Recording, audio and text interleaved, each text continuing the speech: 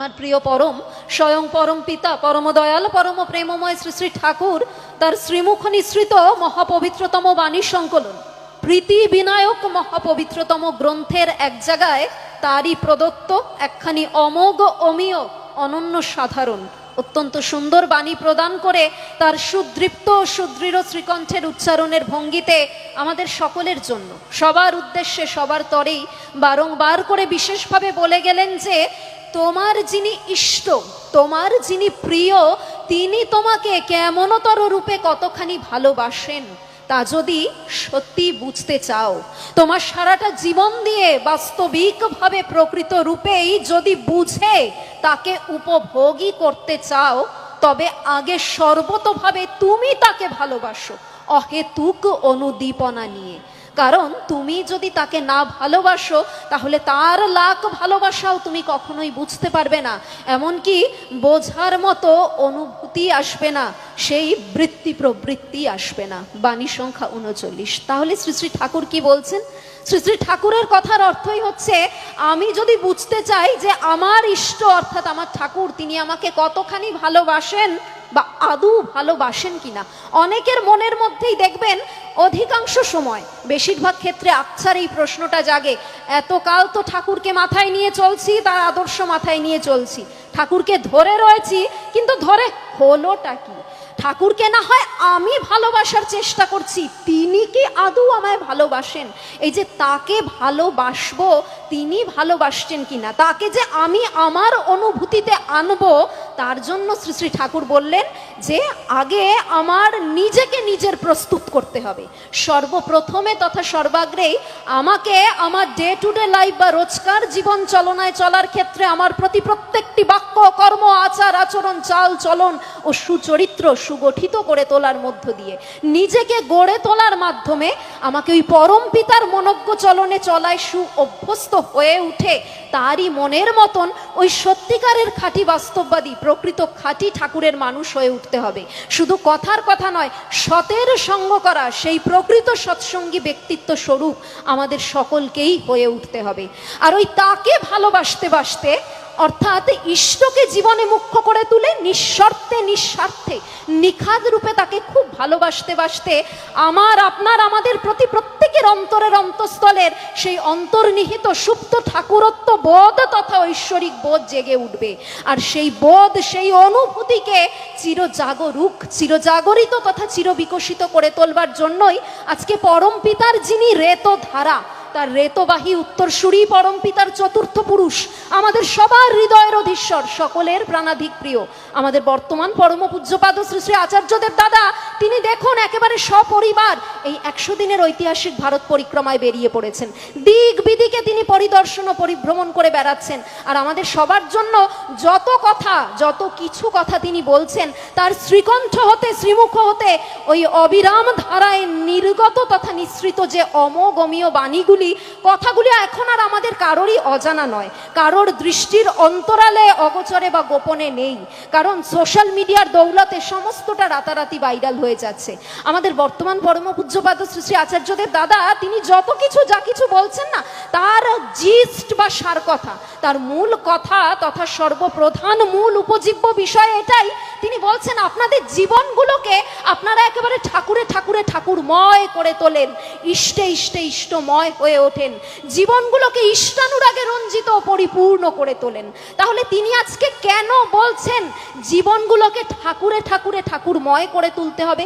কেন শ্রী শ্রী ঠাকুর বলে গিয়েছিলেন যে দীক্ষা কথার অর্থই হচ্ছে দক্ষতা অর্জন করা, দীক্ষা নিয়ে নিয়ম মতো চললে তবে হয় উন্নত। পুনরায় শ্রী শ্রী ঠাকুর বললেন না যে দীক্ষা কথার অর্থই হচ্ছে নিষ্ঠা আকুতির সহিত যার অনুশীলনের ভিতর দিয়ে মানুষ সব দিক দিয়ে দক্ষ হয়ে ওঠে। সর্বতভাবে দক্ষ হওয়াই দীক্ষার মৌলিক উদ্দেশ্য, উন্নতির কৃষ্টিতন্ত্র।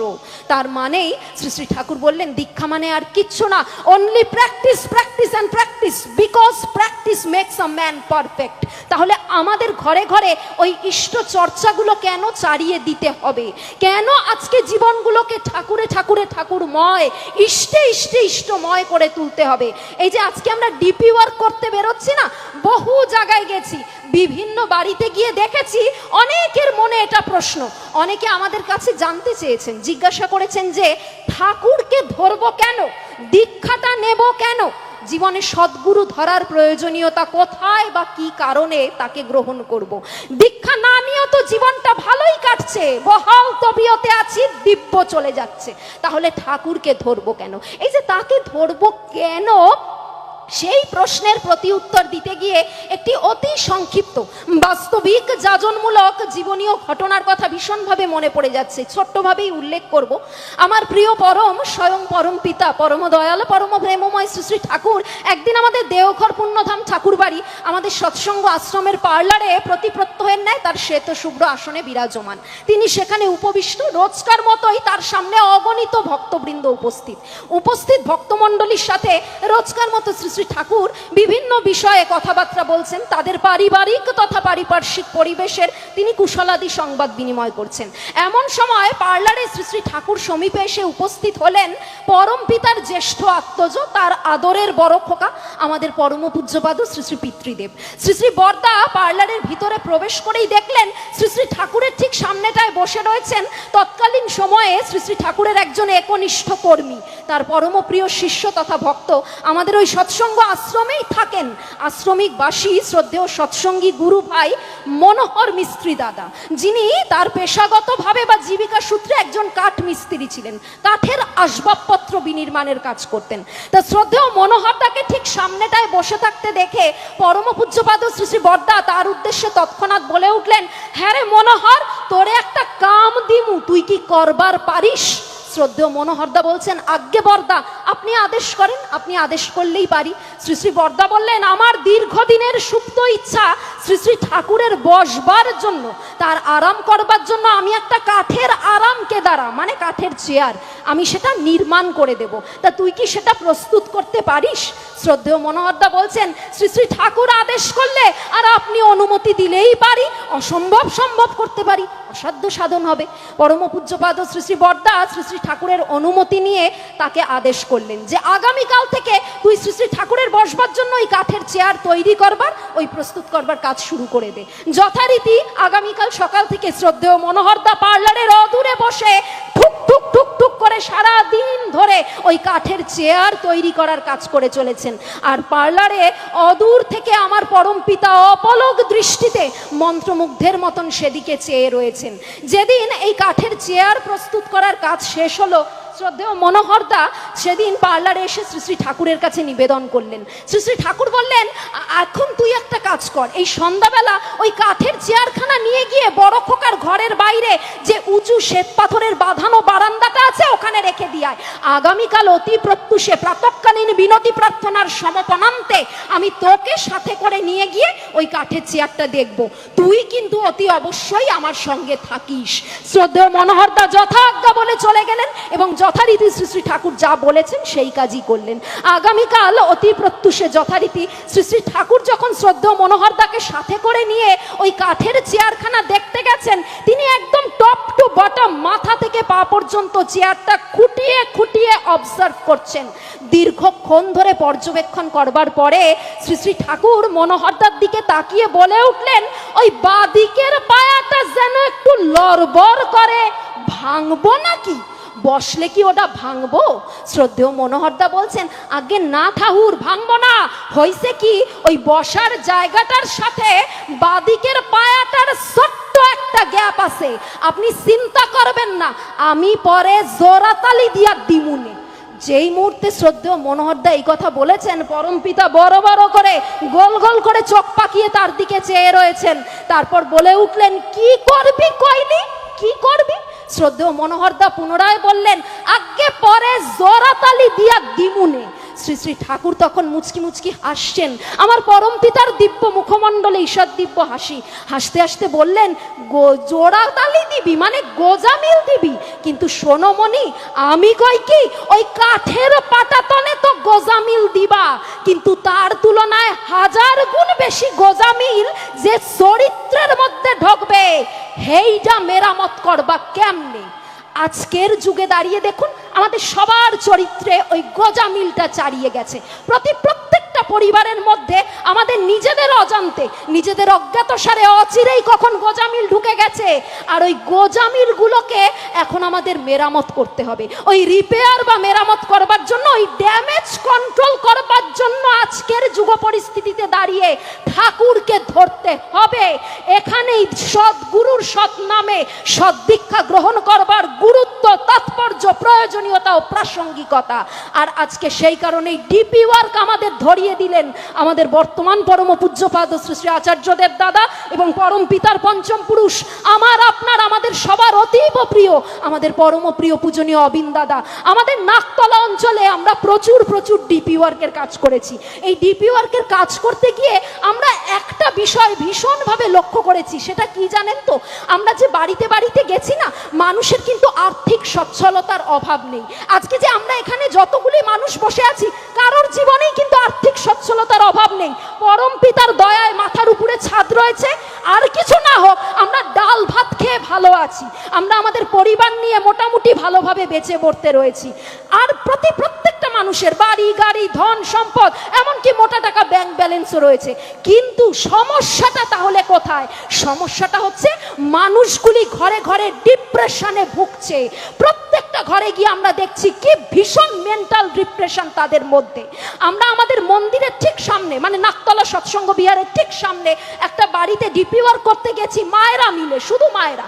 গিয়ে দেখছি সেই বাড়িতে শুধু দুজন স্বামী স্ত্রী থাকেন, দুজনেই অত্যন্ত বয়স্ক, বার্ধক্যজনিত সমস্যা ও মনোকষ্টে ভুগছেন। আর সেই বাড়ির যিনি গৃহকর্ত্রী মা, কোমর থেকে পা পর্যন্ত পুরোটা প্যারালাইজড, একেবারে পক্ষাঘাতগ্রস্ত, উঠে বসতেই পারেন না, চলা তো দূরস্থ।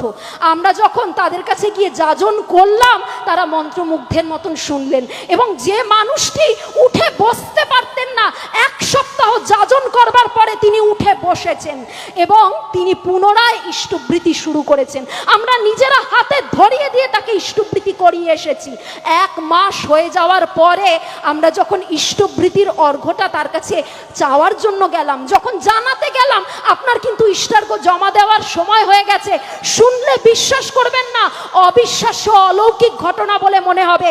সেই প্যারালাইজড মা নিজের পায়ে হেঁটে এসে দরজা খুলে আমাদের ভিতরে ডেকেছেন, আমাদের সাদরে ভিতরে বসবার জন্য আমন্ত্রণ ও আহ্বান জানিয়েছেন। আর আমাদের কাছে টেনে নিয়েছেন, বুকে টেনে নিয়ে বলেছেন, আমার নিজের সন্তান আমার জন্য যা করেনি তোমরা তাই করলে। আমি ইষ্টহারা, মঙ্গলহারা হয়ে পড়েছিলাম, ঠাকুরের থেকে বিচ্ছিন্ন হয়ে গিয়েছিলাম। আমার ঠাকুরকে তোমরা পুনরায় আমার কাছে ফিরিয়ে দিলে, তাকে আবার আমার কাছে ফিরিয়ে দিয়েছ। জন্ম জন্মান্তরেও এই ঋণ পরিশোধ করবার মতন নয়।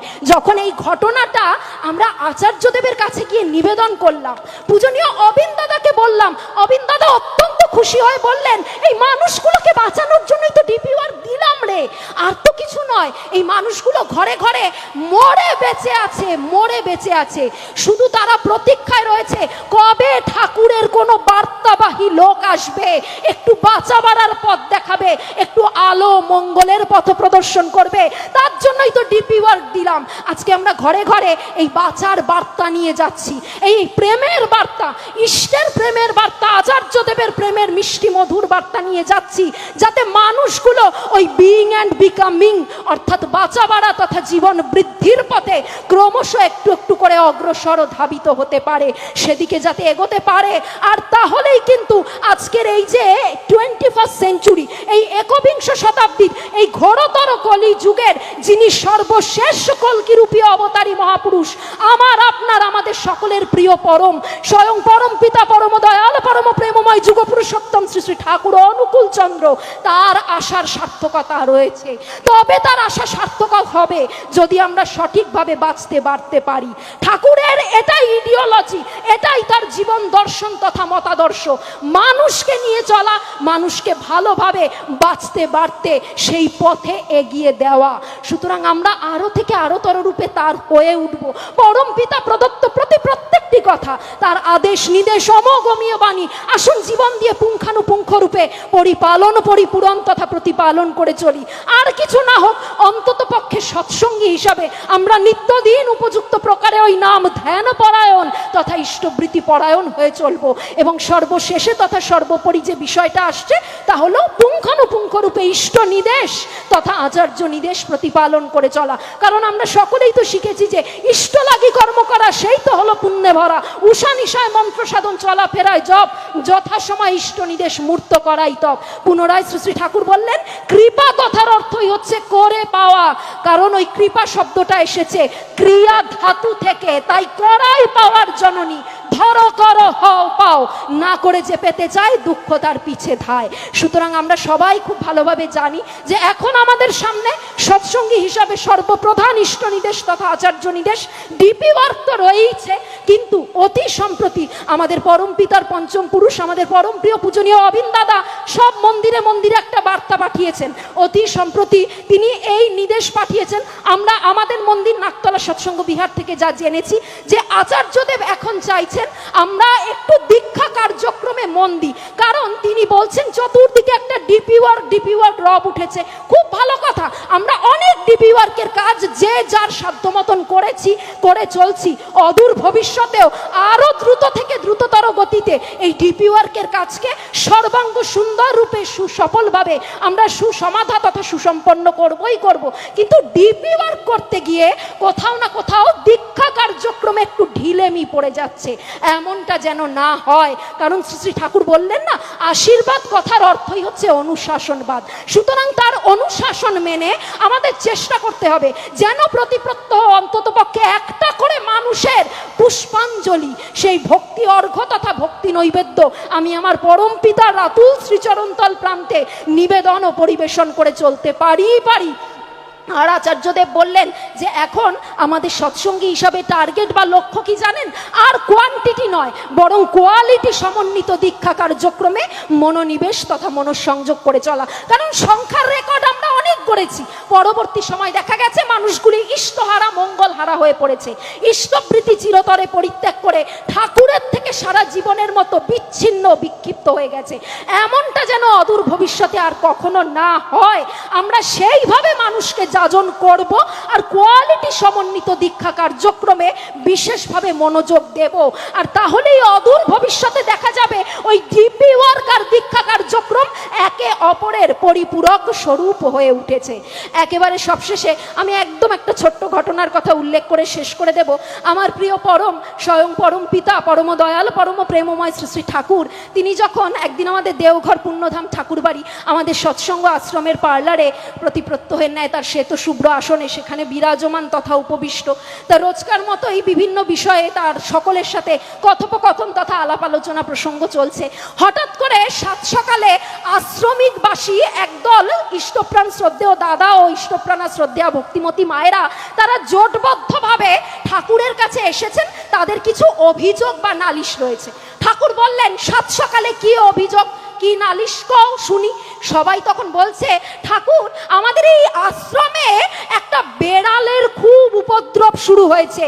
বেড়ালটা এত উৎপাত করছে না যে তার জ্বালায় এই আশ্রমে টেকা যাচ্ছে না। কখনো ওর ঘরে ঢুকে গিয়ে দুধের বাটিতে মুখ দিচ্ছে, কখনো আরেকজনের ঘরে ঢুকে যাচ্ছে, কখনো কারোর বাড়ির সাজানো বাগান চাষের জমি দৌড়াদৌড়ি লাফালাফি ছোটাছুটি করে একেবারে লন্ডভন্ড করে দিচ্ছে। তা ঠাকুর বেড়ালটাকে তো এবার পার করা লাগে। পার করা মানে আমরা জানি এই সময় এই বিষয়টা এক সময় ছিল যে কোনো কুকুর বা বেড়ালের বাচ্চা খুব উপদ্রব বা উৎপাত করলে তাকে এমন একটা জায়গায় গিয়ে ছেড়ে দিয়ে আসা হতো যাতে সে আর তার পুরনো বাসস্থানে কখনোই ফিরে না আসতে পারে। তা যখন শ্রী শ্রী ঠাকুরের কাছে এই নিবেদনটা করা হলো, ঠাকুর তখন মুচকি মুচকি হাসছেন।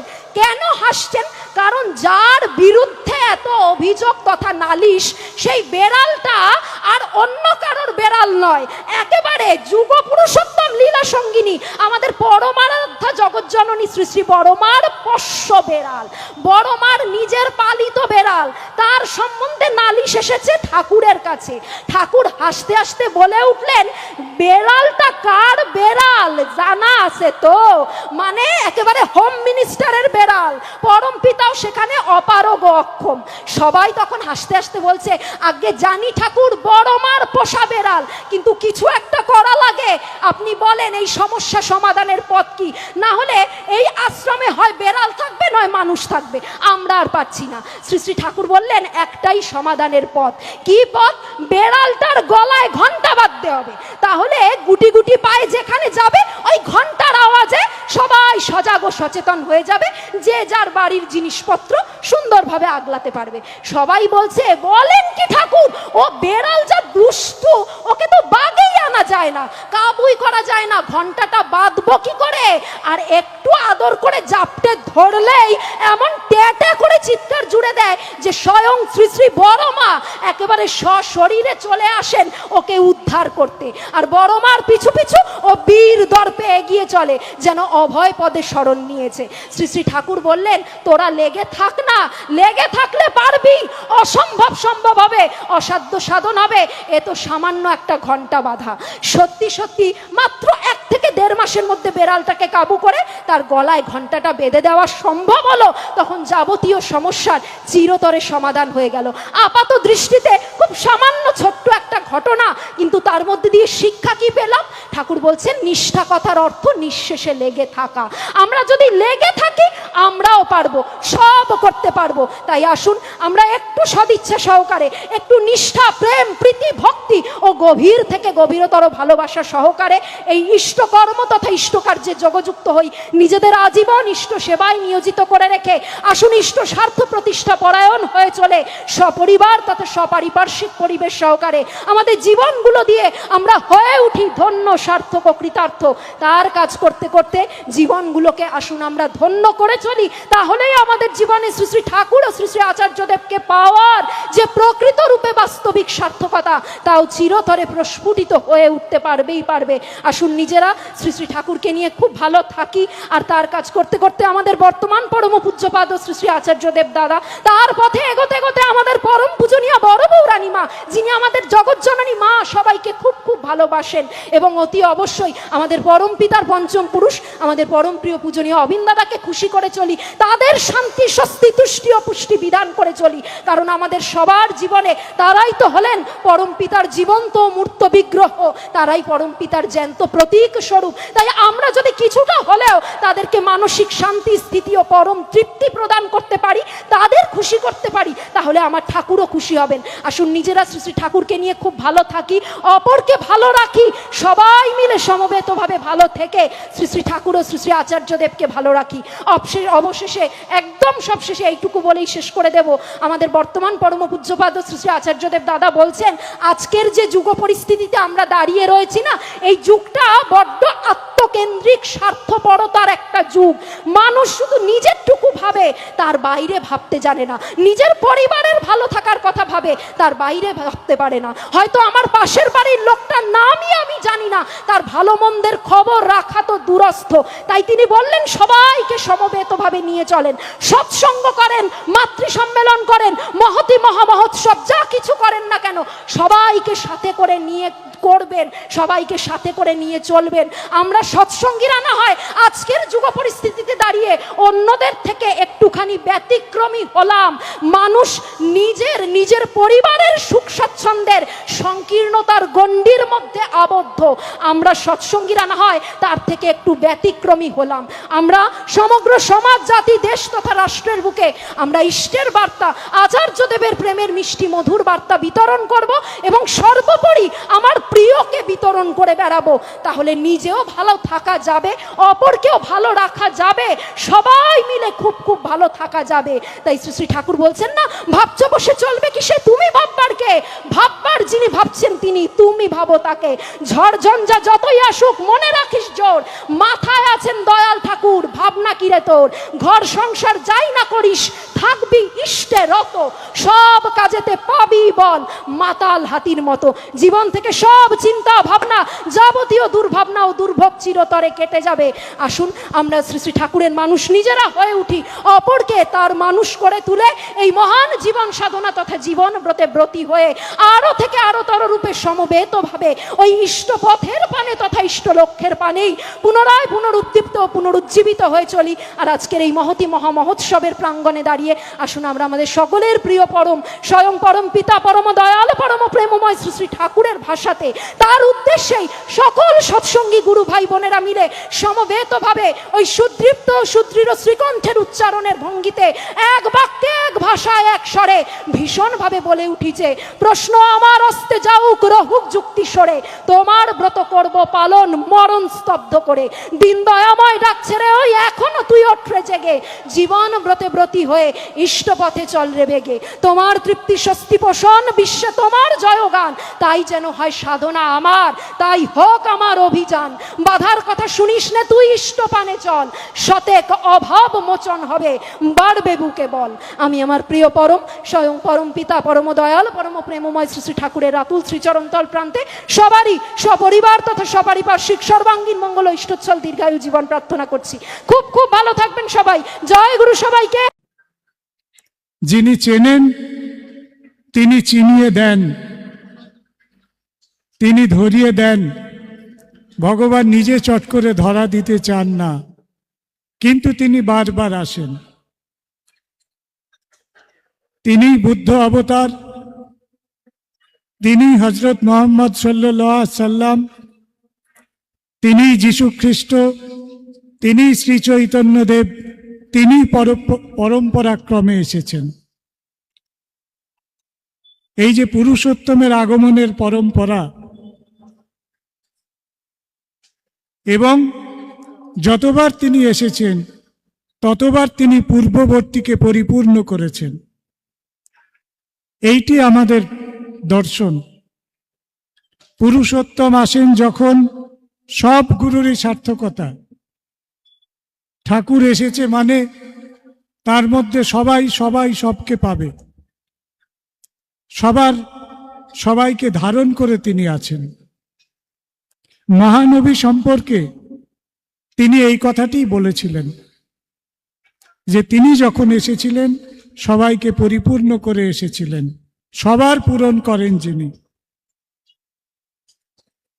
আমরা অনেক কিছু নিয়ে ছায়ার সাথে কুস্তি করে গাত্রে হলো ব্যথা।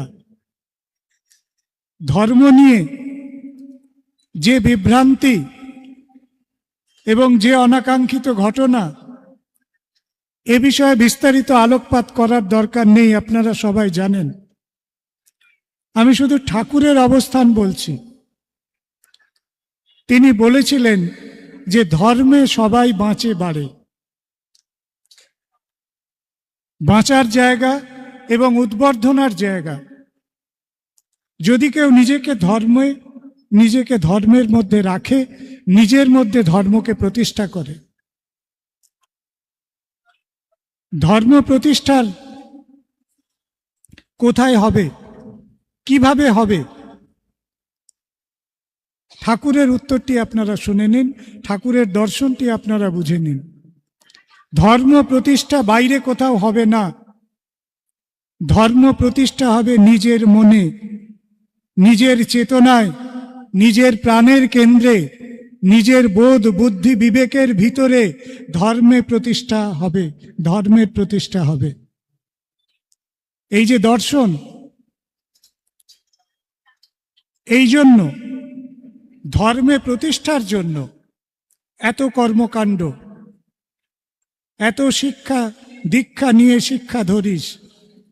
আপনি ওই চোখ পাবেন কোত্থেকে?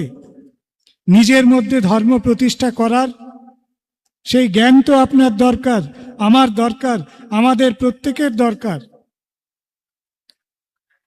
সেই জ্ঞানের জন্য যে পদ্ধতির ভিতর দিয়ে যেতে হয়, সেই পদ্ধতির নাম দীক্ষা।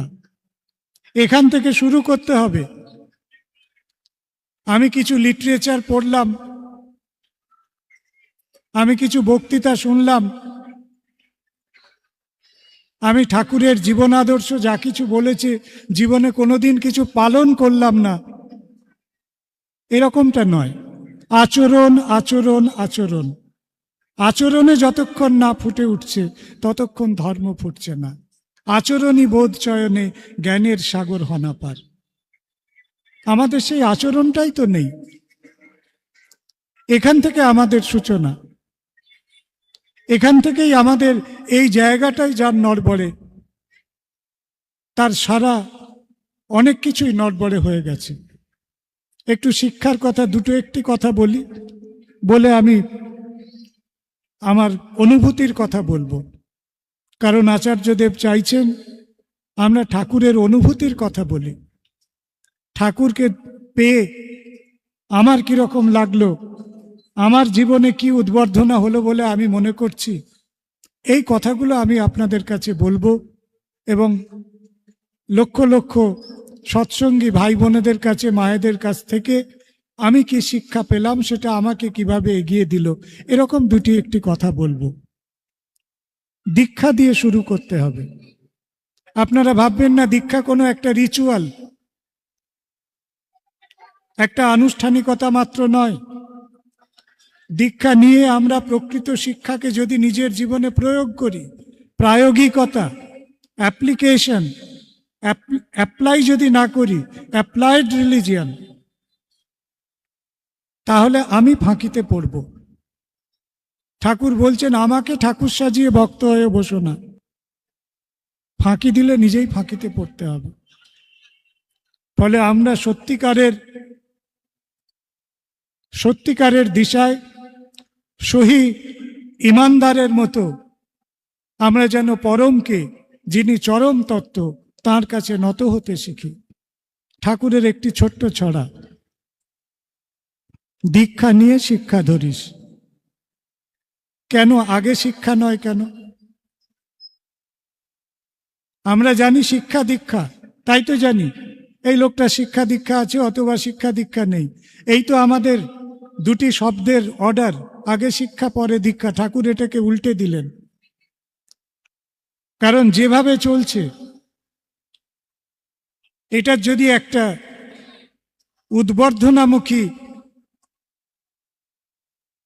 একটা চিন্তা মানুষকে না দেওয়া যায়, তাহলে কিন্তু পরিস্থিতি ভালোর দিকে যাবে না। আগে দীক্ষা। শিক্ষা নিয়ে আপনি কি করবেন, আমি কি করব? এই একটু আগে ধূমপানের কথা হলো। আমি একটা ছোট্ট উদাহরণ দিই আপনাদের কাছে। একটি জায়গায় লেখা রয়েছে ধূমপান করবেন না। ভালো করে শুনুন মায়েরা, ধূমপান করবেন না। ধূমপান ধীরে ধীরে মৃত্যু ডেকে আনে। কোনো একটা স্বেচ্ছাসেবী সংস্থা তার তলায় কেউ লিখে গেছে, কেউ মানে ধরুন নিরুদ্দিষ্ট কেউ, তারা লিখেছে আমাদের মরবার কোনো তাড়া নেই, আমরা ধীরে ধীরেই মরতে চাই। এই লোকটা তো শিক্ষিত মানুষ, তার শিক্ষা আছে, তার বর্ণবোধ আছে, সে পড়তে পারে, সে জানে কোথাও কিছু একটা লেখা আছে, এটা যদি আমার পছন্দ না হয় আমি আমার মতকে তুলে ধরতে পারি। কিন্তু এই পরস্পর দুটি বাক্যের ভিতর দিয়ে আমরা তার মানসিকতাকে যেভাবে রিড করছি, তাতে করে বোঝা যায় তার শিক্ষা আছে, কোনো দীক্ষা নেই। এই হচ্ছে দীক্ষাবিহীন শিক্ষার ফল।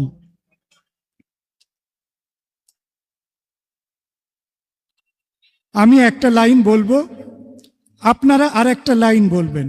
আমরা সবাই ছোটবেলায় পড়েছি, অয়ে অজগর আমটি আমি। বাহ, অপূর্ব। অয়ে অজগর আসছে তেড়ে, হ্যাঁ, আমার পিছনে অজগর তেড়ে আসছে, আমার কি করা উচিত? আপনারা বলুন, আপনারা বলুন। মনে করুন আমার পিছনে অজগর তাড়া করেছে, আমি কি করব? আমি আগে আত্মরক্ষা করব না আগে আম পেড়ে খাওয়ার চিন্তা করব? নিজের মনে উত্তর দিন। এই নির্ণয় আপনার দীক্ষা আপনাকে শেখাবে। এই যে কনজিউমারিজম, আমি আম পেড়ে খাবো, আমি এটা খাবো, আমি সেটা খাবো, আমি সেটা ভোগ করব, এই যে প্রবল কনজিউমারিজম, তার শিক্ষার বুনিয়াদ আমার কোথায় রয়েছে? আমটি আমি খাবো পেড়ে। এই চিন্তার কাঠামোকে বদলাতে হবে। এই জন্য ঠাকুর বলছেন দীক্ষা নিয়ে শিক্ষা ধরিস। কে শেখাবে? কে শেখাবে? একটু আগে শুনলাম যিনি ধূমপান বিরোধী বক্তব্য দিয়ে নিচে এসে আগে তিনি একটি সিগারেট ধরালেন। তার কাছে আমরা শিখব? কার কাছে শিখব?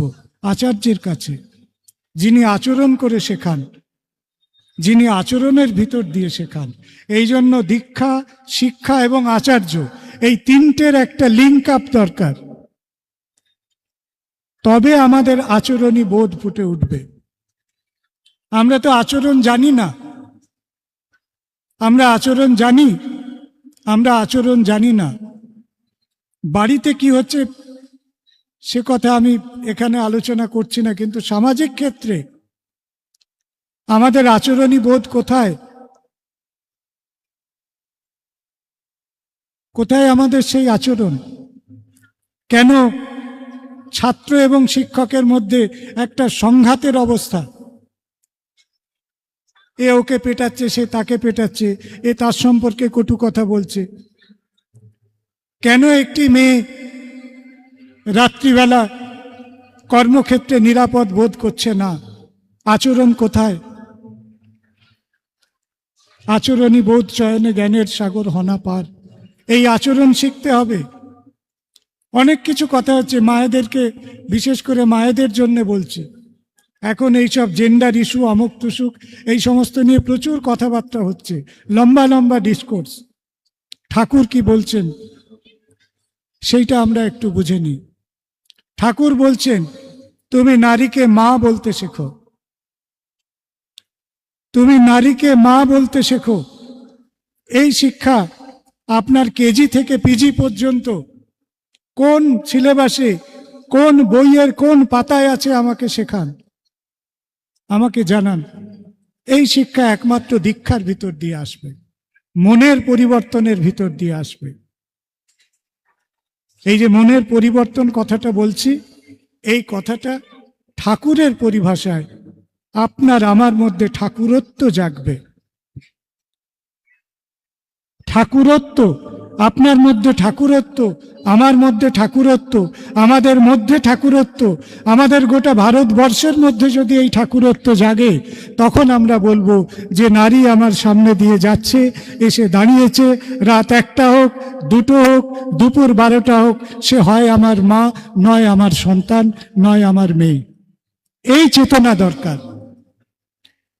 আর এই চেতনা নিয়ে সারা ভারতবর্ষ যদি জেগে ওঠে, তাহলে পরের স্তরটা বুঝে নিন, এই ভারতবর্ষ আর্য ভারতবর্ষ। ইন্ডিয়াকে নিয়ে অনেক রকম কথাবার্তা আমরা শুনছি, ডেভেলপমেন্ট কিভাবে হবে, কোন দিকে যাবে, ডিজিটালাইজেশন কি হবে, ইত্যাদি নিয়ে অনেক বড় বড় পরিকল্পনা। কিন্তু আমরা আর্য ভারতবর্ষ চাই, সেই ভারতবর্ষ একজন মায়ের জন্য আর্য ভারতবর্ষ, যেখানে অন্যান্য সহনাগরিক তাকে মা বলে সম্মান করে। এই সম্মান করা শিখতে হবে। এই ঠাকুরত্ব তিনি আমাদের মধ্যে জাগাতে চেয়েছিলেন। আমরা বিভাজন করছি, আমরা যত নারী পুরুষ, যত নারী পুরুষ, যত নারী পুরুষ করছি, তত বিভাজন হচ্ছে। এর মধ্যে দিয়ে নয়। সম্প্রীতির কথা, যখনই দেশে কিছু একটা বিপর্যয় ঘটে, আমরা একটা স্টিরিওটাইপ কথা ধরে রেখেছি, ধর্মীয় একটা বিভেদের কথা ধরে রেখেছি। সম্প্রীতির কথা বলতে ঠাকুর কি বুঝিয়েছিলেন? ঠাকুর কিন্তু তথাকথিতভাবে কোনো হিন্দু মুসলিম সম্প্রীতির কথা বলেননি। প্রয়োজন নেই সৎসঙ্গের মঞ্চ থেকে সে কথা বলার। তিনি বলেছিলেন, ইষ্টেতে রাখ সম্প্রীতি। মনে পড়ছে লাইনটা? ইষ্টেতে রাখ সম্প্রীতি। ইষ্টের সঙ্গে সম্প্রীতি রাখতে হবে। আমি ইসলাম ঘরের মানুষ, আমার সঙ্গে যদি আমার ইলাহার সম্প্রীতি থাকে, আপনি সনাতন পন্থার মানুষ, আপনার সঙ্গে আপনার যদি ব্রহ্মের সম্প্রীতি থাকে, অন্য সম্প্রীতি আপনা আপনি হবে। যারা কারখানার জগতে, প্রোডাকশনের জগতে কাজ করেন, তারা দুটো শব্দ ব্যবহার করেন, একটা হচ্ছে প্রোডাক্ট, একটা হচ্ছে বাই প্রোডাক্ট। আমরা মনে করি সম্প্রীতি একটা প্রোডাক্ট, না।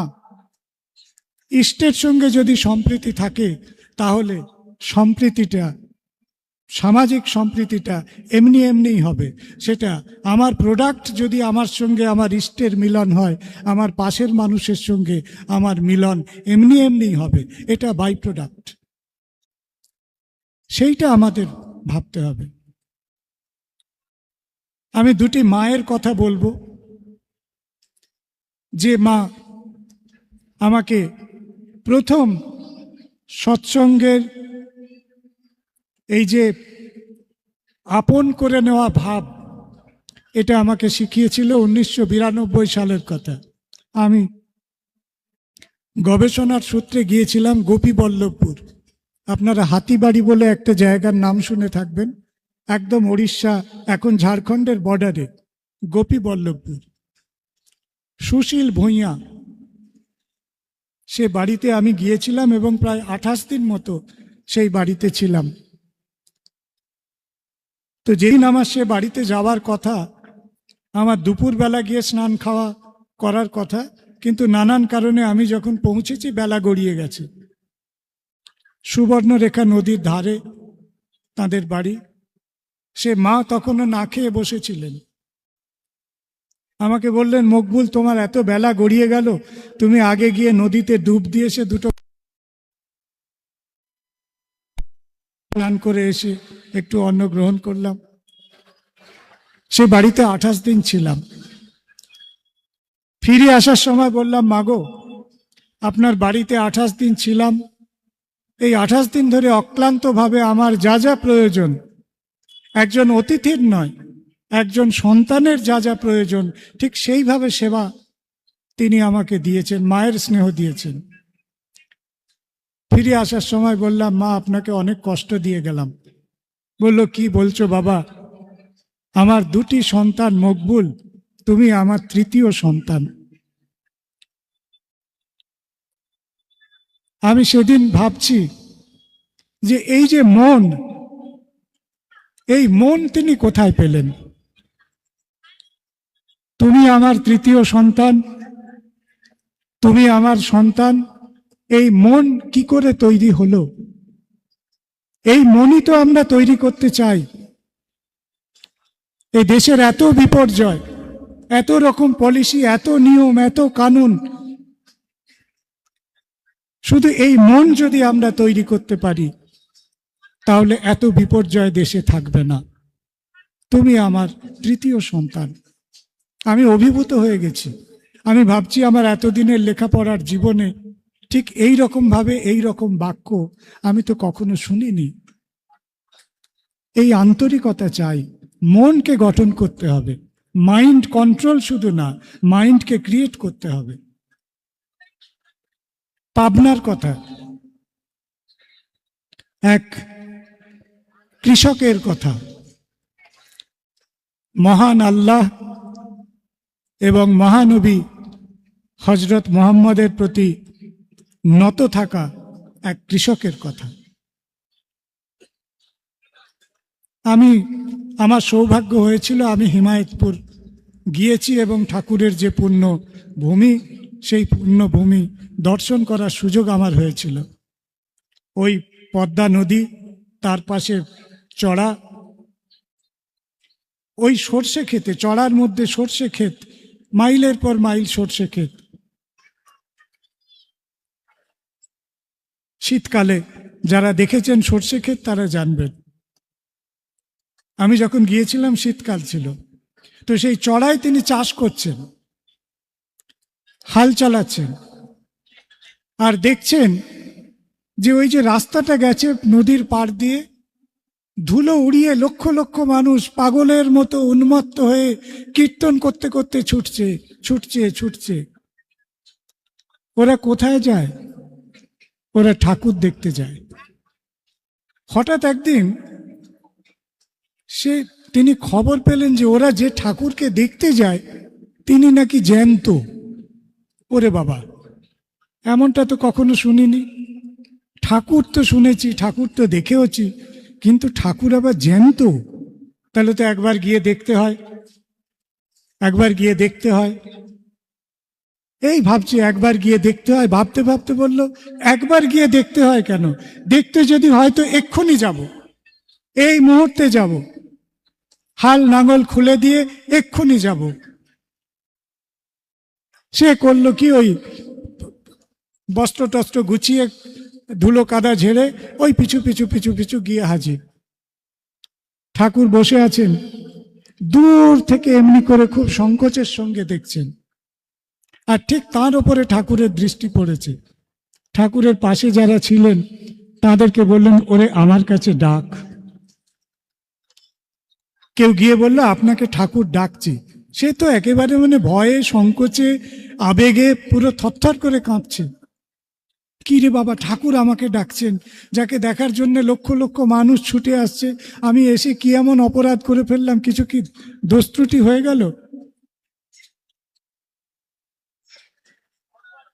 তিনি খুব সংকোচের সঙ্গে বিনম্রতার সঙ্গে একটু তফাতে গিয়ে দাঁড়িয়ে,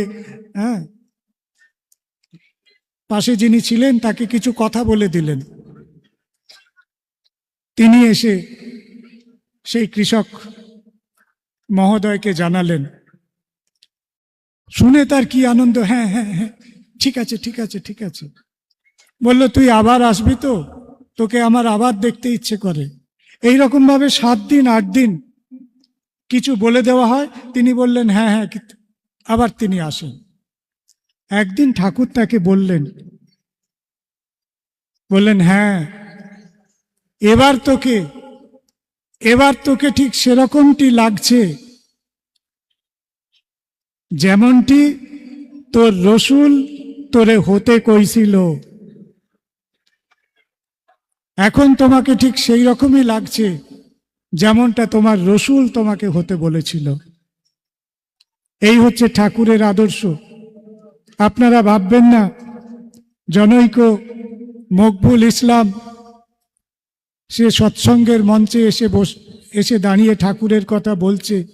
আমাকে কিন্তু আমার পূর্বপুরুষ চেতন ধারা ত্যাগ করতে হয়নি। এইটি ঠাকুরের আদর্শ। গিলে খাওয়া সম্প্রীতি নয়। অজগর সবকিছুকে গিলে খায়, একে সম্প্রীতি বলে না।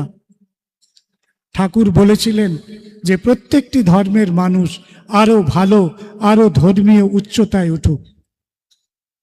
আমি আচার্যদেবের কাছে, পূর্বতন আচার্যদেবের কাছে যখন গিয়েছিলাম, ডক্টর সুভাষ বন্দ্যোপাধ্যায় আমার ঋত্বিক এবং দুর্গাশঙ্কর মুখার্জি ছিলেন, দেবাশিস দা বলে একজন ছিলেন, পুরনোরা চিনবেন। বললেন, মকবুল এসেছে। আমাকে প্রথম কথা আচার্যদেব বলেছিলেন, মকবুল ভাই, নামাজ রোজাটা করা লাগে, নামাজ রোজাটা করা লাগে। পূর্বপুরুষ চেতন ধারা ধর্মে যদি ছাড়তে হয়, জোর গলাতে বলছি আমি, নিছক সেটা ধর্ম নয়। ধর্মের অদল বদল করার ব্যাপার নয়। সৎসঙ্গের দীক্ষা কোনো রিলিজিয়াস কনভার্সন নয়। সৎসঙ্গের দীক্ষা আমার রুচির কনভার্সন, আমার চিন্তার কনভার্সন, আমার বোধ কাঠামোর কনভার্সন। এই দীক্ষা, এই শিক্ষা আমাদেরকে নিতে হবে। আমার মাইন্ডসেট যদি আমি চেঞ্জ না করি তাহলে খুব মুশকিল। রমজানের সময় যখন সৎসঙ্গ পড়ে, বিভিন্ন জায়গায় যখন সৎসঙ্গে যেতে হয়, আমার গুরু ভাইরা প্রত্যেকে কিন্তু ইফতারের ব্যবস্থা করেন। ফলে ওই যে বাক্য নামাজ রোজাটা করতে হয়, আমি কত তর্ক করেছি বাড়িতে, এসব মধ্যযুগীয় ব্যাপার, এসব এখন আর চলে না, ইত্যাদি ইত্যাদি। যেমন হয় এক সময়কার সন্তানরা প্রচুর তার্কিক হয়, আমারও সে পর্ব ছিল। কিন্তু আমি যখন আচার্যদেবের কাছে গেলাম, আমি উল্টো দিক থেকে একটা জোর ধাক্কা লাগলো আমাকে। এ কি শুনলাম!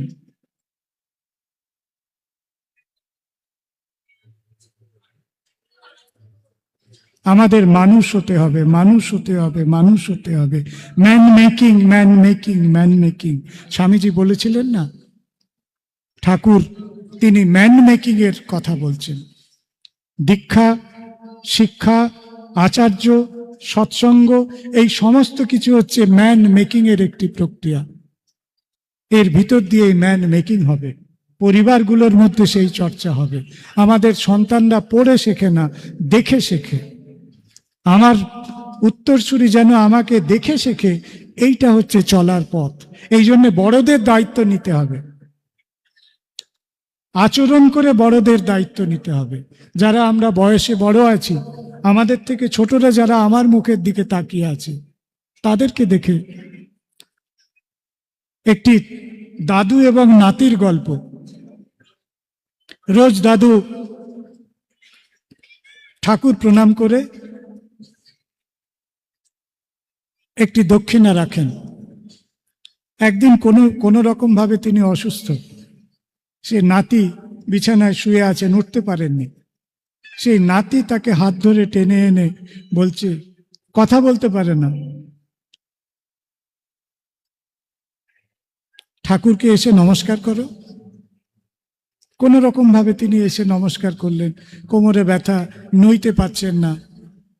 তারপরে দান বাক্সটা দেখিয়ে বলছেন,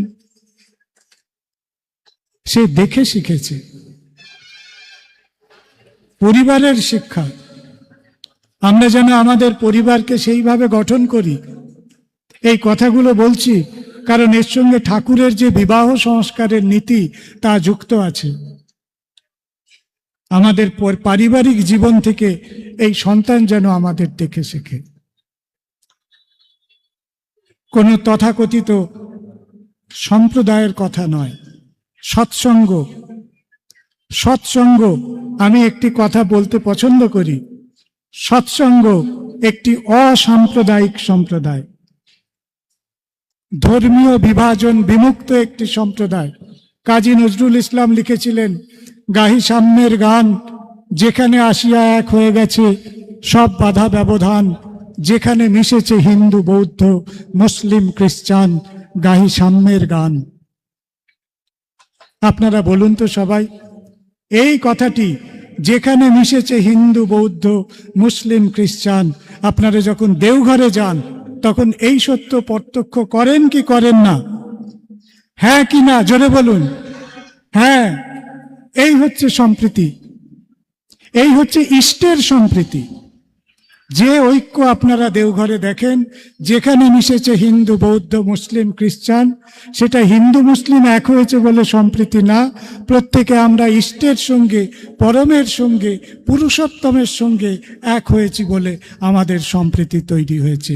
এই সম্প্রীতি ভারতবর্ষে চাই, এই সম্প্রীতি ভারতবর্ষে চাই, এই প্রেম ভারতবর্ষ। তিনি তো প্রেম দিতে এসেছিলেন। শ্রী চৈতন্য মহাপ্রভু, তিনি প্রেম নিয়ে এসেছিলেন, তিনি কীর্তন নিয়ে এসেছিলেন। সেই গানই তো আমরা গাইছি, হরিনাম পরম ব্রহ্ম, জীবেরই মূল ধর্ম, অধর্ম কুকর্ম ছাড়ো রে। এই চারটে কথার মধ্যে তো বিরাট তত্ত্ব লুকিয়ে রয়েছে। হরিনাম পরম ব্রহ্ম, পরমকে আমরা পেয়ে গেলাম, জীবের মূল, অধর্ম কুকর্ম ত্যাগ করো। এই তো কথা, এর বেশি তো কোনো কথা নেই। স্বামী বিবেকানন্দ, তিনিও তথাকথিতভাবে কোনো হিন্দু মুসলিম ইউনিটির কথা বলেনি। তিনি বলেছিলেন বৈদান্তিক মস্তিষ্ক, ইসলামী দেহ। ঠাকুর বললেন আর্য ভারতবর্ষের কথা। আপনারা শুনেছেন, আর্য ভারতবর্ষ আমার, জ্ঞান ও গরিমা গরবিনী। সেই শিক্ষা চাই। শিক্ষাকে উল্টো বুঝলে হবে না, জিনিসটাকে উল্টো বুঝলে হবে না, সোজা জিনিস সোজাভাবে বুঝতে হবে। আমি শেষ করব। একটি বাচ্চাদের স্কুলে, মায়েরা যারা বাচ্চাদের ইংলিশ মিডিয়াম স্কুলে ভর্তি করার অভিজ্ঞতা আছে তারা জানেন যে বাচ্চাদের সঙ্গে মা বাবাদের ইন্টারভিউ হয়। মা বাবাকেও জিজ্ঞেস করে নানান রকম কিছু। এরকম একটি স্কুলের কথা। মা বাবাকে জিজ্ঞেস করা হয়েছে, কাক কালো কেন? কাক কালো কেন? ওরে বাবা, কাক কালো কেন, এ প্রশ্নের কি উত্তর আছে? এই মুহূর্তে তো আমরাও হয়তো উত্তর খুঁজে পাবো না। যাই হোক, মা বাবা কোনো রকম ভাবে একটা উত্তর খোঁজার চেষ্টা করছিলেন, কিন্তু সে উত্তর প্রশ্নকর্তার কাছে টিকলো না। বাচ্চাটা নেচে গিয়ে বেড়াচ্ছে, বলছে, আরে খিলখিল করে হেসে যাচ্ছে। বলছে, এই তুমি এমন করে হাসছো কেন? তুমি কি জানো কাক কালো কেন? বললে, হ্যাঁ জানি, কালো কাক কেন কালো? বললো বলো তো কাক কেন কালো? বললো কাকের মা কালো, কাকের বাবা কালো, তাই কাক কালো। একে বলে সহজ জ্ঞান। কাকের গল্প আপনাদের শোনাচ্ছি না। অভ্যাস, ব্যবহার, সহজ জ্ঞান না হলে শিক্ষা হয় না। একে বলে সহজ জ্ঞান। এই সহজ জ্ঞান আমাদের দরকার। ঠাকুর সম্পর্কে সহজ জ্ঞান দরকার। হরিনাম পরম ব্রহ্ম, তিনি হরিনাম আপনাকে দিয়েছেন। জীবের মূল কর্ম হচ্ছে সেই নাম। অজপা নামে কররে নেশা। নেশা বিরোধী অনেক কিছু তৈরি হচ্ছে, নেশা বিরোধী অনেক কিছু তৈরি হচ্ছে। কিন্তু আমি বলছি, আপনারা যদি নেশা করতে চান, যদি সত্যি সত্যি আপনার নেশা করার সদিচ্ছা থাকে, আপনারা সৎসঙ্গে আসুন। আমি আপনাদের নেশা করার কথা বলাবো। অজপা নামে কররে নেশা। যদি নেশাই করতে চান, অজপা নামে নেশা করুন। হরি নাম পরম ব্রহ্ম, জীবেরই মূল ধর্ম। অজপা নামে নেশা করুন। যে নেশা জীবনকে নষ্ট করে, পরিবারকে নষ্ট করে, বৃত্তিকে নষ্ট করে, প্রবৃত্তিকে নষ্ট করে, সে নেশা করবেন না। অজপা নামে নেশা করুন। আসুন আমরা সবাই হিন্দু মুসলমানের ঊর্ধ্বে উঠি। আমরা সবাই যে যার ধর্ম, যে সংকীর্ণতার চিন্তা, তার থেকে একটু ঊর্ধ্বে উঠি। ঠাকুর তিনি মহানবীকে কি ভাষায় সম্মান জানিয়েছিলেন জানেন? ইসলাম প্রসঙ্গ বলে একটি ঠাকুরের আলোচনা সাহিত্যের গ্রন্থ আছে, মহা অমূল্য গ্রন্থ। তুলনামূলক ধর্ম, কম্পারেটিভ রিলিজিয়ানের ওপরে এত ভালো ডায়লগ খুব কম জায়গায় পাবেন। সেখানে তিনি ইসলামের পঞ্চতত্ত্ব, নামাজ, রোজা, হজ, জাকাত, কলেমা, সেখানে মিরাজ, সেখানে মহানবী তত্ত্ব, সেখানে আল্লাহ তত্ত্ব খুব সুন্দরভাবে বলা আছে। আর মহানবী সম্পর্কে তিনি বলেছিলেন, পুরুষোত্তম হজরত, আমায় আশীর্বাদ করো, আমি যেন তোমার নতিতে নতিমান হয়ে লা শরিক অভিগমনে পরম কারুণিক আল্লাহ তাআলাকে সেজদা করতে পারি। এই লাইন যেদিন আমি প্রথম পড়লাম, আমার ভেতরটা পুরো কেঁপে গিয়েছিল। আমি লজ্জিত হয়েছিলাম এই ভেবে যে আমি ইসলামের ঘরে জন্মেছি, সুফি পরিবারে জন্মেছি। আমার মা, আমার আব্বাজান, আমার আম্মাজান দিনের মধ্যে 5 ওয়াক্ত নামাজ পড়তেন, কিন্তু আমি তো কোনোদিন এই ভাষায়, এই গভীরতায়, এই আরতি নিয়ে, এই আন্তরিকতায় রসুলকে শ্রদ্ধা করতে শিখিনি। আমার চোখ সেদিন খুলে গিয়েছিল। তিনি আমার, আপনাদের প্রশ্ন থাকবে কেন মকবুল ভাই সৎসঙ্গে এসে এই সমস্ত কথা বলছে? এর উত্তর আমার কাছে নেই, আমার একটি সহজ উত্তর আছে। তিনি ভালোবেসে ভালোবাসতে শিখিয়েছেন। তিনি আমার রসুলকে ভালোবেসেছেন। তিনি আমার পরম ইলাহাকে শ্রদ্ধা করতে শিখিয়েছেন। তিনি আমাকে ইসলামের শ্রদ্ধার দ্বার খুলে দিয়েছেন। আমি ইসলাম হিসেবে 1 নম্বর পাই কি 100 নম্বর পাই সেটা আমি জানি না। যদি 1 নম্বরও পেয়ে থাকি, এই 1 নম্বর পাওয়ার জন্য যিনি আমাকে যোগ্য করেছিলেন, তিনি পরম প্রেমময় ঠাকুর শ্রী শ্রী অনুকূল চন্দ্র। তার ইসলাম প্রসঙ্গ গ্রন্থ এবং তার আচার্যদেবের বাণী, মকবুল ভাই নামাজ রোজা করতে হয়। মনে পড়ছে অনন্ত মিস্ত্রিদার একটি গানের কথা, মরুতে এলেন মোহাম্মদ, মথুরাতে এলেন শ্যাম, ইমান খেলেন রসুল আল্লাহ, লীলা খেলেন ঘনশ্যাম। যেখানে শ্যামের লীলা এবং আল্লাহর লীলা একই সঙ্গে হয়ে চলেছে, সেই জায়গা, সেই সৎসঙ্গ। আপনারা যারা আজকে এখানে উপস্থিত হয়েছেন, আপনারা যারা ঠাকুরের ভক্ত, তাদের প্রতি, প্রত্যেকের প্রতি আমার অনেক অনেক শুভেচ্ছা, অনেক মঙ্গল কামনা। ঠাকুরের চরণে আপনাদের সুস্থ সুস্থিত মঙ্গলময় জীবন কামনা করি। আপনাদের প্রত্যেকের ওপরে মালিকের মেহেরবানি, ঠাকুরের আশীর্বাদ বর্ষিত হোক। सर्वे भवन्तु सुखिनः, सर्वे सन्तु निरामया, सर्वे भद्राणि पश्यन्तु, मा कश्चित् दुःख भाग भवेत्। अस्सलामु अलैकुम व रहमतुल्लाहि व बरकातुहु। সবাইকে যথাযোগ্য স্থানে আমার অশেষ শ্রদ্ধা, আন্তরিক শুভেচ্ছা, ভালোবাসা জানিয়ে আমি বিষয়ের উপরে কিছু বলার চেষ্টা করছি। পরম পূজ্যপাদ শ্রী শ্রী আচার্যদেবের ইচ্ছাতে আমাদের এই উত্তর 24 পরগনা জেলায় এক সংহতির বাতাবরণ সৃষ্টি হয়েছে। তারই ইচ্ছাতে এখানে 5টি মহকুমায় সবাই মিলে 5টি উৎসবের আয়োজন করছেন। ব্যারাক এটা হচ্ছে বনগাঁ মহকুমাতে সেটা উদ্বোধন হচ্ছে। এখানে মহকুমা ভিত্তিক উৎসবের প্রথম লগ্ন। এইখানে যোগদান করতে পেরে আমি নিজে ধন্য। এই উৎসবে আমরা কেন আসি বলেন তো? যদি বলেন এত গুরু ভাইদের সাথে দেখা হচ্ছে, এত আমার সতীর্থরা আছে তাদের সাথে দেখা হবে, না, এইটা হতে পারে কারণ, এটা মুখ্য কারণ নয়। আমরা অনুভব করি এবং বিশ্বাস করি যে উৎসব প্রাঙ্গণে আমরা যার আরাধনায় ব্রতী হয়েছি তিনি উপস্থিত থাকেন। তাই তাকে একটু দর্শন করতে আমরা আসি, আর দর্শন হয়ও তার।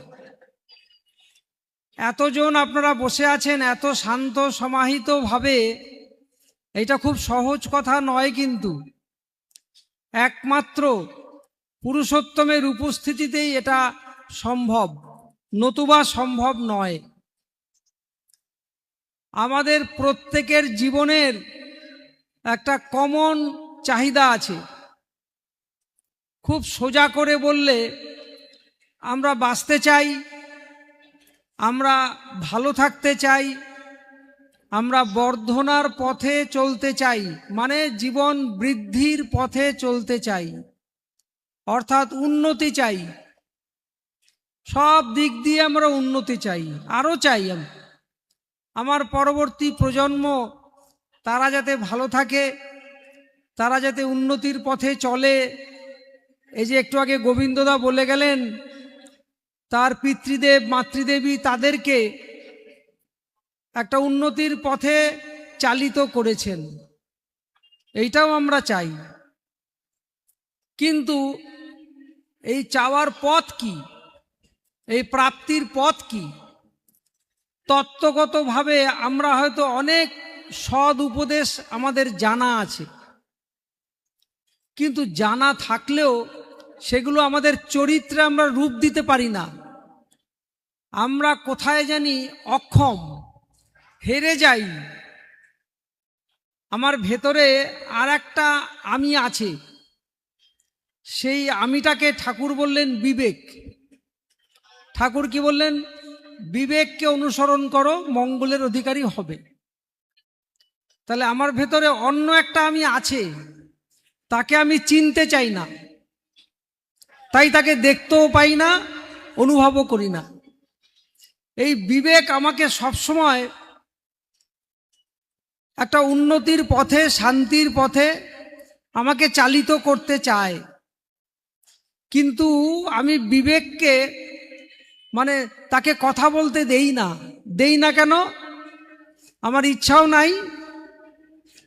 আর আমার ভেতরে অন্য যে আমিটা আছে, সে আমিটা হচ্ছে বৃত্তি প্রবৃত্তি চালিত আমি, প্রবৃত্তি পরামৃষ্ট আমি। সেটা হচ্ছে প্রবৃত্তি তাড়িত প্রত্যাশা পীড়িত আমি। সেই আমিটা অন্য আমিটাকে হারিয়ে দেয় সবসময়। কেন? আমি হারাতে চাই। এইখানে আমরা পরাজিত হই, মার খাই। আমরা কি করে এই বৃত্তি প্রবৃত্তির হাত থেকে মুক্তি পাওয়া যায়, তাদের অধীন না হয়ে আমরা তাদেরকে আমাদের অধীন করতে পারি, সেই রাস্তা পরম প্রেমময় শ্রী শ্রী ঠাকুর দেখালেন। তিনি কোনো নতুন তত্ত্ব দিলেন না, তিনি তার জীবনের অভিজ্ঞতার উপরে দাঁড়িয়ে কথা বললেন। কি রকম? আপনারা জানেন অনেক কাহিনী। ঠাকুর তখন যুবক হওয়ার পথে, কিশোর, তখন তার রসগোল্লা খাওয়ার একটা তীব্র আকাঙ্ক্ষা ছিল এবং সেটা নেশার পর্যায়ে চলে গেছিল।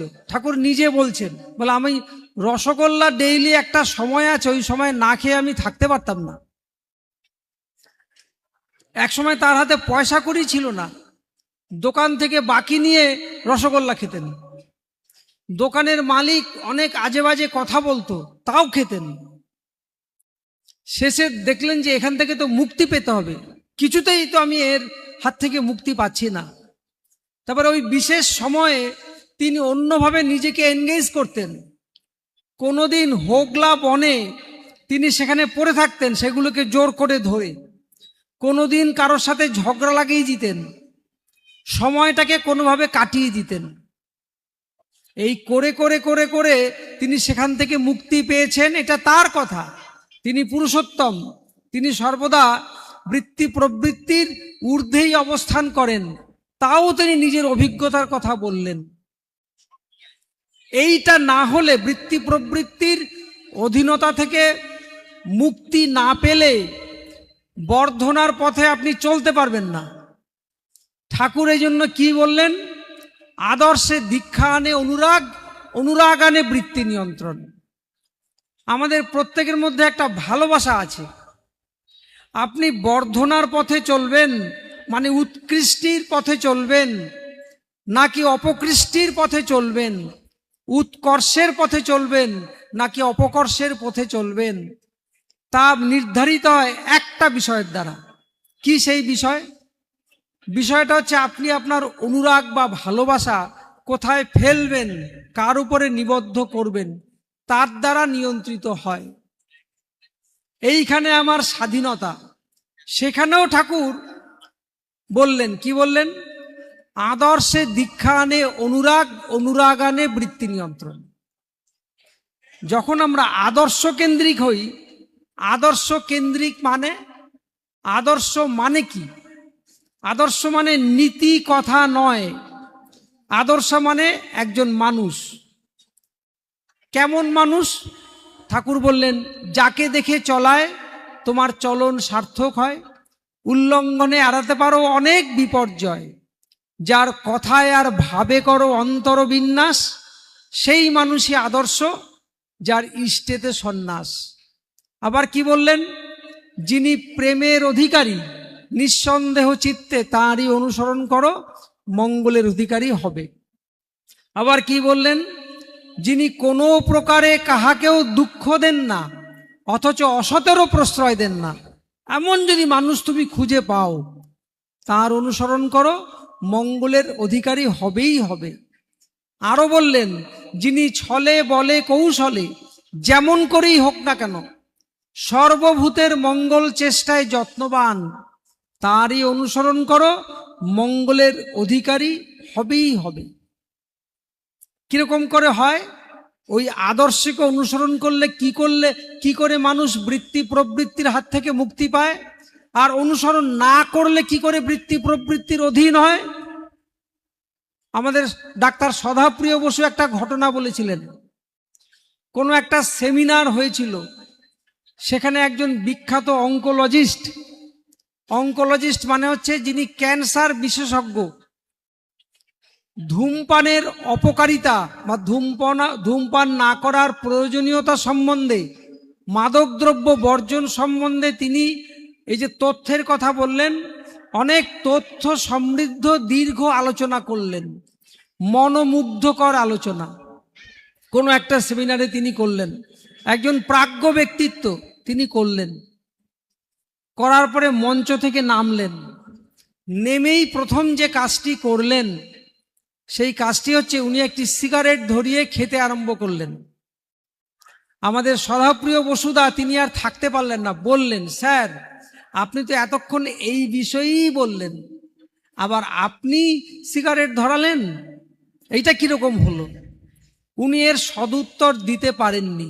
তখন সদাদা বলেছিলেন, আসলে ব্যক্তিগত জীবনে এই প্রবৃত্তির হাত থেকে মুক্তি পাওয়ার কৌশল আপনার জানা নেই, সেই জন্য আপনি পারেননি। অনেক জায়গায় আপনারা বিভিন্ন অনুষ্ঠানে গেছেন, সেখানে এই খুঁটিগুলোতে কি লেখা থাকে? ধূমপান নিষেধ লেখা থাকে না? আমাদের এখানে কোনো বোর্ডে লেখা আছে ধূমপান নিষেধ? লেখা নেই। কেউ ধূমপান করছে? করছে না। তাহলে একটা অদৃশ্য প্রেমের খেলা, অনুরাগের খেলা এখানে চলছে। কেন? ঠাকুর বলেছিলেন মাছ মাংস খাসনি আর পেঁয়াজ রসুন মাদক ছাড়। শ্রী শ্রী বরদা এক বিশেষ মুভমেন্ট চালিয়েছিলেন। ঠাকুরের মানুষ যারা, তারা যাতে এই সমস্ত আস্তে আস্তে আস্তে তারা যেন এই সমস্ত মাদক দ্রব্য টব্য এগুলো না খায়। আমি একটা ঘটনা বলি, ভালোবাসলে কি হয়। শ্রী শ্রী বরদা তখন জনে জনে ডেকে জিজ্ঞাসা করতেন, এই তুই বিড়ি সিগারেট খাস?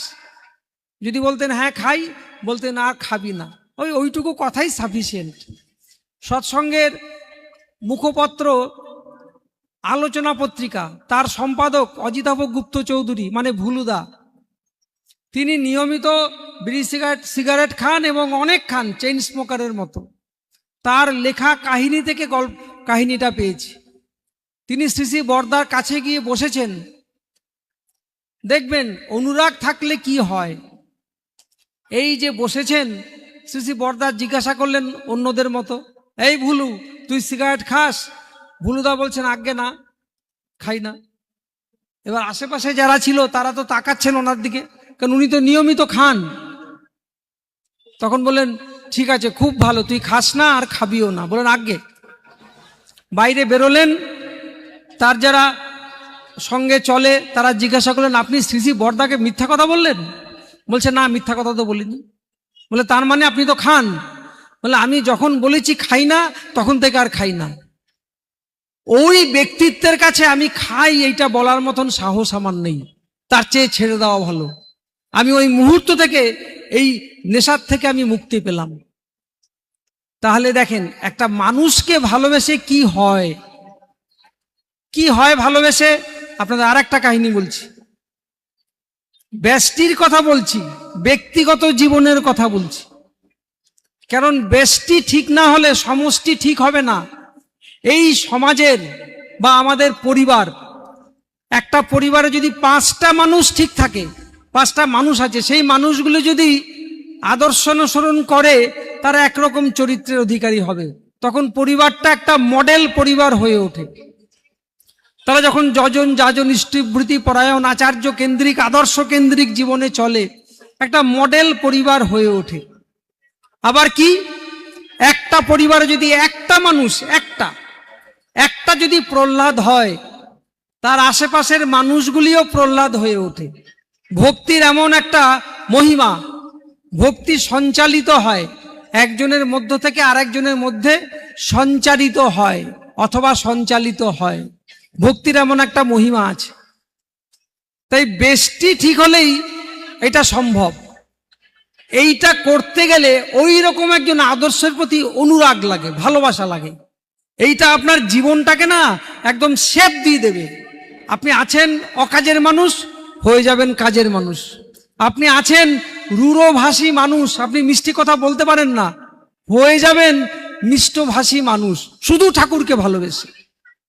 আমাদের ঠাকুর বাড়িতে একজন চুল কাটতেন, তার পেশা চুল কাটা, তার নাম হচ্ছে বিশ্বম্ভর। ইনি এতই রকচটা এবং সেই মানিক জোরের মতন, তার স্ত্রীও এতই রকচটা, তারা সকাল থেকে রাত্রি পর্যন্ত ঝগড়া করত দুজনে মিলে। এবং স্ত্রী ঝগড়া করতে করতে তার সেলুনে চলে যেত, ওইখানেও কন্টিনিউয়াস ঝগড়া করত। ঠাকুরের কাছে এই সমস্ত রিপোর্ট যায়। ঠাকুর একদিন ওকে ডাকলেন, এইরকম যে এখন দেখছেন রোদ, এরকম রোদের মধ্যে ঠাকুর ওকে বললেন, এই দেখ তো আকাশের দিকে চেয়ে, আজকে বৃষ্টি হবে কিনা। বিশ্বম্ভর আকাশের দিকে চেয়ে বলল, অনেকক্ষণ ধরে পরীক্ষা নিরীক্ষা করে, যেন মহাবিজ্ঞানীর মতন বলছে, ঠাকুর আজকে মনে হচ্ছে বিকেলে বৃষ্টি নামবে। আকাশে কোনো মেঘের ছিটে ফোঁটা নাই। বিকেলবেলা মেঘে আকাশ ভরে গেল, বৃষ্টি নামলো। বিশ্বম্ভর ঠাকুরের কাছে গেলেন, বলেন, বিশ্বম্ভর তুই তো বিজ্ঞানী হয়ে গেছিস রে, তুই তো সাধারণ মানুষ না, তুই তো বিজ্ঞানী, তুই কি করে বললি আকাশে ছিটে ফোঁটা মেঘ নেই যে বৃষ্টি হবে? ঠাকুরের ট্রিটমেন্ট এইটুকু। আর বিশ্বম্বরদা ঠাকুরকে ভালোবাসতেন, যতই রকচটা মানুষ হোক। পরের দিন সকালবেলা উঠেছেন, স্ত্রী শুরু করেছেন ঝগড়ার যে সিরিয়াল চলে সেটা স্ত্রী শুরু করেছেন। বিশ্বম্বরদা চুপ, একটাও কথা বলছেন না। স্ত্রী কটু কথা বলতে বলতে সেলুনে গেছেন, বলে যাচ্ছেন, বিশ্বম্বরদা চুপ, একটাও কথা বলেন না। স্ত্রী একা একা কতক্ষণ ঝগড়া করবে? তখন স্ত্রী বলছে স্বামীকে, তোমার কি হয়েছে বলো তো? আমি একা একা ঝগড়া করে যাচ্ছি, তুমি কোনো উত্তর দিচ্ছ না, আর আমি একা কতক্ষণ চালাবো? এটা তাদের রোজকার একটা বিষয় ছিল। স্বামী বলছেন, আমি তোমার সাথে আর ঝগড়া করব না, আমাকে মানায় না। বলছে কেন? ঠাকুর আমাকে বিজ্ঞানী বলেছেন, বিজ্ঞানীরা ঝগড়া করে না, আমি ঝগড়া আজকে থেকে বন্ধ। মানুষটা ঠাকুরকে ভালোবাসে, আর ঠাকুরের একটা ছোট্ট ট্রিটমেন্ট, ওই যে আদর্শ, দেখেন তার এই ঝগড়া করার প্রবৃত্তিটাকে চিরতরে কেমন করে মানে সাবলাইম করে দিলেন।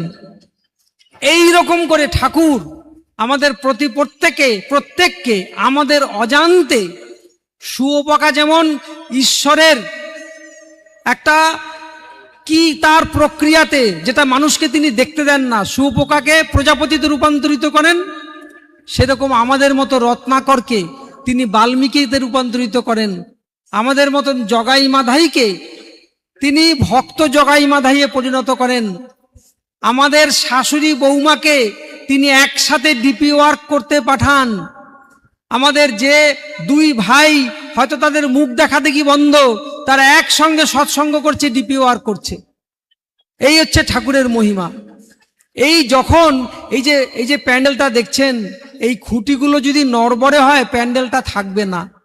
আমাদের ব্যষ্টি জীবন যদি অসংস্কৃত হয়, অমার্জিত হয়, অনিয়ন্ত্রিত হয়, এই সমাজ টিকবে না।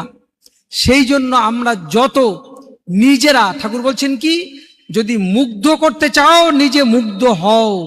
ডিপি ওয়ার্ক মানে কি? আচার্যদেব বলছেন নিজের মুগ্ধতাকে বাড়াও, ঠাকুরের দিকে তাকাও, দেখো এত সুন্দর মানুষ নেই, এত নিখুঁত মানুষ নেই, এত পবিত্র মানুষ নেই।